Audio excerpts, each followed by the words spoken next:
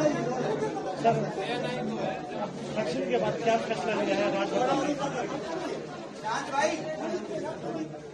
मैं सबसे पहले अपने गुड़गांव क्षेत्र की जनता का आभार प्रकट करता हूं और मेरे लिए लोग कह रहे हैं कितने वोट मिले।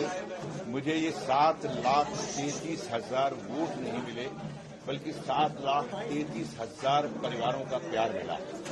और मैं जहां तक पहुंच सका, मैं लोगों के बीच में, लोगों ने मुझे बहुत बहुत प्यार दिया, बहुत आशीर्वाद दिया।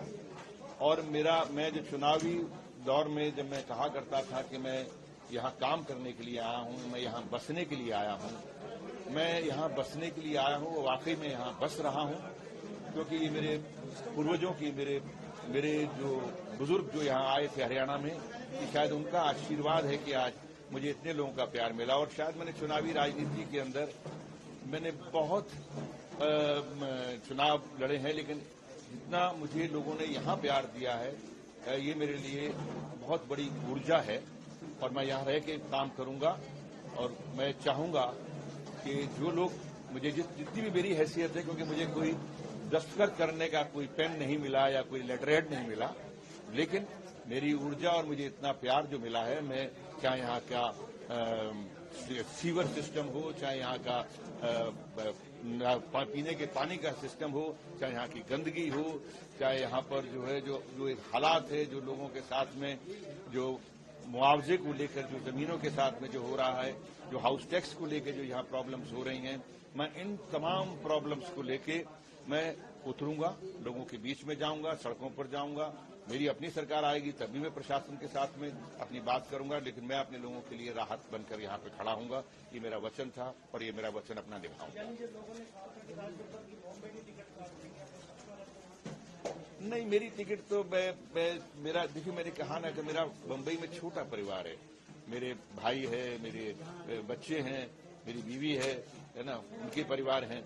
तो मैं यहाँ तो इतना बड़ा परिवार है, अभी तो 7.5 लाख परिवार हुए हैं। मुझे तो सब परिवारों के बीच में घूमना, क्योंकि मैं बहुत जा नहीं सका था।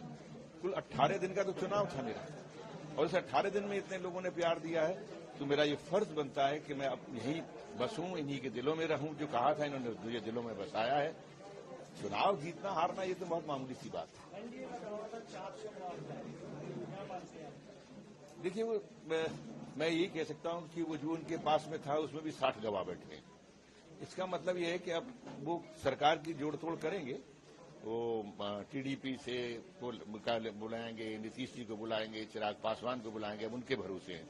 अब पता नहीं ये तीनों लोग लेटर देने से पहले क्या कहेंगे कि भाई इनको जो प्रधानमंत्री वो राजनाथ सिंह जी चाहिए या गडकरी जी चाहिए, या आरएसएस तय करेगी कि कौन हो।